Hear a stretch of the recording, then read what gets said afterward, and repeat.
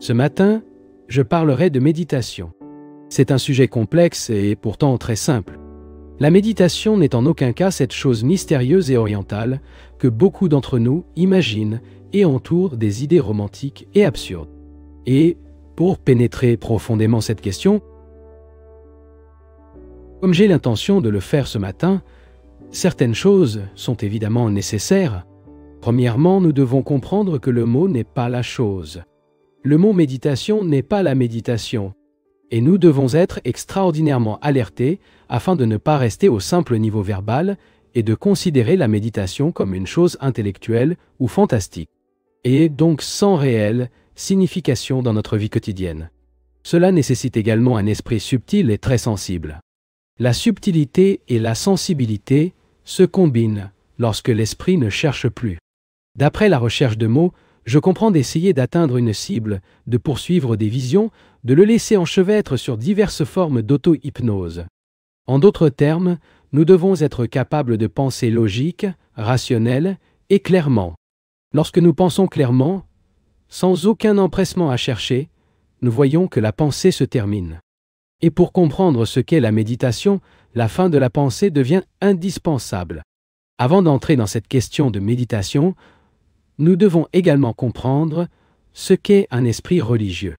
L'esprit religieux n'est pas l'esprit confus et stagnant, prisonnier de croyances, dogmes et rituels. Elle n'est pas esclave d'une autorité. Il n'appartient à aucun groupe, aucune religion organisée. Il n'utilise aucun sauveur, maître ou guide. Elle est la lumière d'elle-même. Le religieux est l'esprit qui est exempt de toute influence. L'être dominé par toutes sortes d'influences déforme l'esprit. Nous ne pouvons pas éliminer les influences, mais nous le faisons si nous nous identifions. Nous devons réaliser à quel point ils influencent notre esprit, consciemment ou inconsciemment.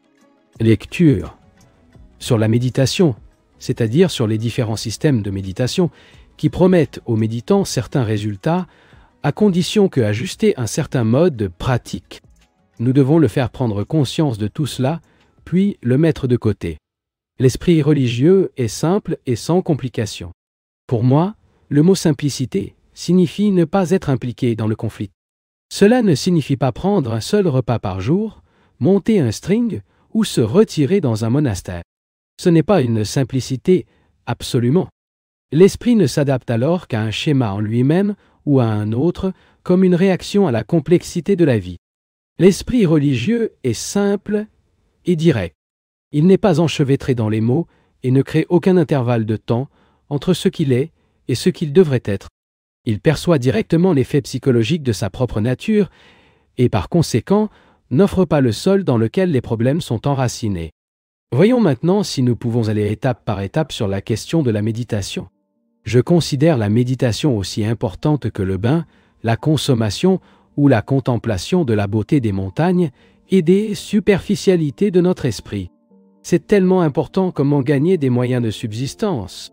Si vous ne savez pas comment méditer correctement, beaucoup a perdu le magnifique éveil de la vie, plein de beauté et de richesse. Écoutez donc ce que je dirai. La méditation est un état merveilleux que aucun effort ne nécessite. En règle générale, nous sommes conditionnés à faire des efforts. Nous avons du mal à atteindre un résultat ou à conserver une expérience donnée, ou pour accumuler des connaissances. Et tout cela implique diverses formes de conflit. Et s'il ne comprend pas le conflit, l'esprit n'a aucune possibilité de se mettre dans cet état sans effort, et c'est la méditation. Comme nous ne savons généralement pas ce qu'est la méditation correcte, il est important que nous le découvrions nous-mêmes. Je ne vous enseignerai aucune méthode, car chaque méthode ou système de méditation est simplement un moyen de cultiver l'habitude. Et l'esprit qui est ancré dans l'habitude est ancré, intelligence insensible et privée. Nous devons comprendre et nous débarrasser de cette idée d'ajustement à une norme, peu importe qui fondateur de ce modèle. Nous devons comprendre la signification de toutes les normes, tous les systèmes. Il existe des systèmes qui offrent un certain résultat à la méditation, et lors de la régulation et de la pratique sérieusement d'un tel système, il produit en fait une certaine expérience ou état. Mais le système façonne l'esprit, lui donne la forme et la non-conformité avec ce modèle, et donc il n'est pas gratuit. Ainsi, pour découvrir ce qu'est la vraie méditation, il est nécessaire de nous libérer de ce processus imitatif. C'est une telle ampleur, impliquant de telles variations et subtilités extraordinaires qu'il est vraiment difficile de savoir par où commencer. Pour la plupart d'entre nous, la vie est une agitation et un travail constant. Ils souffrent, passent de la joie, une ombre toujours standard et une norme légère. Il ne reste rien. Et donc, consciemment ou inconsciemment, nous recherchons une forme de permanence. Permanence que nous appelons variément la paix, le bonheur, Dieu et l'illumination. Nous voir en conflit dans une infinie condition de fluidité. Nous souhaitons un état permanent. Mais il n'y a pas d'état permanent. S'ils atteignent un état permanent, votre esprit est mort.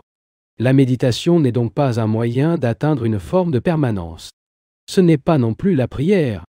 La prière assume la supplication. La prière, le recours à un autre, à la recherche de confort, de sécurité psychologique. La méditation n'est pas une contemplation. La contemplation signifie appliquer l'esprit à une certaine chose et attendre, observer. En elle, la dualité, l'observateur et la chose observée. Par conséquent, la méditation n'est ni la contemplation ni l'éveil. Les visions sont une réaction purement, la réponse de votre arrière-plan. Si vous êtes un dévot chrétien, vous pouvez voir Christ et le considérer comme une expérience spirituelle extraordinaire. Mais ce n'est rien comme ça. C'est juste une expérience conditionnée à projection d'un esprit immature sans comprendre. Comme le voit le Christ, le bouddhiste verra le Bouddha et l'hindou, sa divinité particulière. Tout ce sont des projections du conditionnement lui-même. Et nous devons être libres de lui. Et libérer l'esprit de ce conditionnement fait partie de la méditation. Au cours de ces 2 ou 3 dernières semaines, j'ai discuté entre autres de la question de la peur et de la souffrance. Lorsque nous avons peur ou lorsque nous souffrons, nous ne pouvons pas nous retrouver dans l'état de méditation. Pour ceux qui veulent vraiment comprendre la profondeur et la beauté de la méditation, la peur doit cesser et aucune souffrance ne doit exister. Et lorsqu'il est libre de peur, d'amertume, de toute la structure psychologique de la société, qui est faite d'ambition, de cupidité, d'envie, de désir de succès, de l'existence du pouvoir, de la position et du prestige, lorsque tout cela a été examiné et compris, le cerveau devient alors calme. Mais il ne peut comprendre et se débarrasser de toute cette agitation si cela en prend conscience sans aucun effort. Si vous avez du mal à transformer la peur en courage, vous ne pouvez pas réaliser tout le sens de la peur. Comme je l'ai expliqué, le cerveau humain est le résultat de siècles d'existence conditionnée et animale, et ce cerveau doit être complètement silencieux. Et nous ne pouvons pas se taire grâce à la discipline et au comportement. L'innocence que vous avez décrite diffère de la méditation? Réponse. Lors de certaines de nos réunions, j'ai eu ici l'occasion de parler de l'état de l'innocence. Il a dit que l'esprit innocent est celui qui n'est pas emprisonné dans la structure psychologique de la société et se retrouve donc libre de conflit.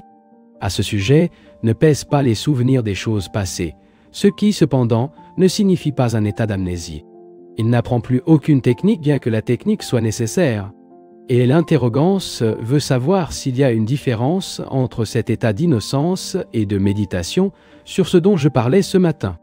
L'une de nos difficultés, il me semble, est que nous saisissons un mot, comme l'innocence ou l'immensité ou la création, puis cherchons à relier toute chose à ce mot. Comme je l'ai dit, le mot n'est pas la réalité. Le mot méditation n'est pas la méditation elle-même. Le mot innocence n'est pas l'état de l'innocence. Mais lorsque cet état d'innocence existe, c'est aussi un état de méditation. Vous ne pouvez pas réaliser cette innocence alors qu'elle est ambitieuse, tandis que votre esprit est médiocre, alors qu'il est emprisonné dans la structure psychologique de la société. Et rien, mais une technique incarnée comme nous le sommes en général. Nous effectuons une certaine activité car nous devons gagner des moyens de subsistance. Et nous ne sommes pas mieux que les machines, aussi talentueuses, affaissées et subtiles que nous. Un esprit de machine n'est pas un esprit innocent. Les ordinateurs, les cerveaux électroniques sont probablement innocents, mais sont faits de métaux et ne sont pas des êtres vivants comme nous. Au fil du temps, une machine avec un certain type de vie peut être inventée, et nous ne serons peut-être pas loin de là. Mais lorsque nous réduisons au point de fonctionner comme des machines dans notre effort technologique, notre acquisition de connaissances, notre accumulation d'expériences, il n'y aura donc pas d'innocence. L'innocence est cet état dans lequel l'esprit est toujours jeune et frais. L'esprit innocent, aucune crainte n'a de mort, pas rien, et est donc libre du temps. Question. Peut-être pouvons-nous rester dans cet état d'innocence ou de méditation en se réveillant, mais que se passe-t-il lorsque nous dormons? Réponse. Sommes-nous éveillés pendant la journée? Nous supposons oui. Nous trouvons-nous éveillés si nous sommes emprisonnés dans les habitudes de pensée, les activités de routine et la conduite? S'ils condamnent constamment, comparent, jugent, évaluent, ou se considèrent comme appartenant à une certaine race, nationalité, culture ou religion, êtes-vous éveillé? Si l'habitude vous domine et n'est donc pas éveillé pendant la journée, le sommeil, dans ce cas, n'est qu'une continuation de ce même état. Cela fait très peu de différence, que ce soit physiquement dehors ou éveillé. Vous pouvez assister à l'église assidûment, réciter des prières ou chanter un mantra comme cela se produit en Inde, ou se rendre à l'une des autres pratiques, comme le font généralement les religieux appelés. Ou vous pouvez répéter l'hexavon comme les politiciens, ou contempler la vie d'un point de vue artistique. Mais l'une de ces choses est-elle un état d'intelligence éveillée? Être dans cet état d'intelligence éveillée, c'est être la lumière de soi. Il n'y a pas de nationalité, ni Église, ni Dieu. Cela ne dépend pas de la musique, de la peinture, de la beauté des montagnes. Cela ne dépend pas de la famille, du mari, de la femme et des enfants. Et quand, intérieurement, une personne est éveillée, qu'est-ce que le sommeil alors? Quelle signification le sommeil a-t-il? Quand le conscient et l'inconscient restent totalement éveillés. C'est la personne terne, impliquée dans le conflit, qui rêve. Les rêves ne sont que des suggestions de l'inconscient, nous gardant conscients pendant la journée, tous en regardant à l'intérieur et autour de nous, mais pas un centre de jugement ou de condamnation. Si nous pensons que nous dormons, nous ne rêvons pas.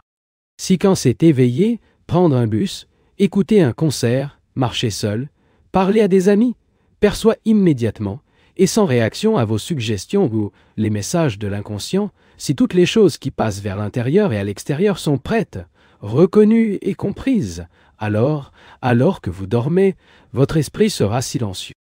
Et parce que c'est calme, cela peut atteindre de grandes profondeurs. Et vous verrez que cet état de silence profond pendant le sommeil apporte la fraîcheur, la purification, et donc le lendemain est un jour différent, il apporte avec lui quelque chose de nouveau. Mais tout cela nécessite une perception intérieure extraordinaire. Question. Y a-t-il des opinions non conditionnées? Ces deux mots sont-ils contradictoires? Ce qui est impliqué dans le mot vision et ce qui implique le terme conditionné sont des choses essentiellement différentes. Comme je l'ai expliqué, Seigneur, notre esprit est conditionné et nous ne pouvons pas éviter d'être conditionnés. Depuis l'enfance, il est façonné par l'éducation à la maison et aussi à l'école et au collège. Et plus tard, il continue d'être conditionné par la société. Nous sommes chrétiens, juifs, hindous, communistes et Dieu sait quoi d'autre. Toutes les vues qui devons nous conformer à notre conditionnement religieux. Et plus ce conditionnement est raffiné, plus les visions sont exquises. Nous avons déjà examiné ce que cela signifie. Et donc, je ne le traiterai pas maintenant. L'esprit libre n'a pas de vision. Dieu n'est pas une vision.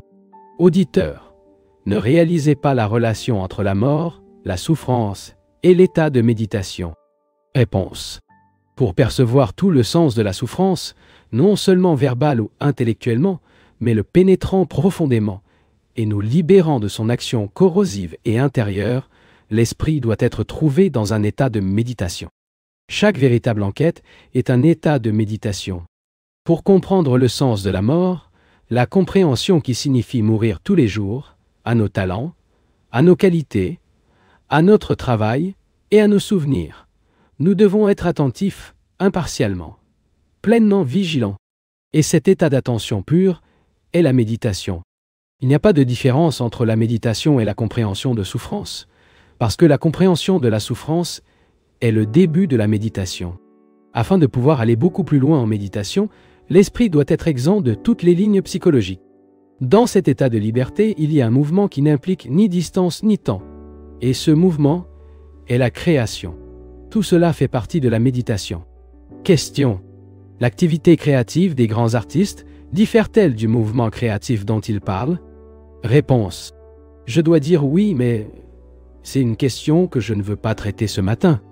Le mouvement créatif ne nécessite pas d'expression. Aucune technique ne dépend d'aucun cadeau ni talent. Au contraire, tout cadeau, chaque talent doit disparaître pour que l'esprit rencontre cette immense création. Vous pouvez demander, mais si le mouvement créatif que vous parlez ne peut pas être mis sur un écran, vous ne pouvez pas vous exprimer dans un poème, une architecture, une musique. Quelle valeur avez-vous alors? Aucun. Absolument. Ce n'est pas une chose de marché. Aucun avantage, vous pouvez le faire. Nous pouvons rêver de traduire en action le mouvement créatif, l'exprimer en mots et le mettre dans un cadre, mais nous ne pouvons jamais le faire. L'artiste peut, dans de rares moments, avoir le sentiment de quelque chose de transcendant à son petit ego. Mais ce n'est pas un mouvement créatif. Il ne peut que parvenir à l'existence, cette immensité, lorsque le soi est absent et que l'esprit est donc de vérité religieuse.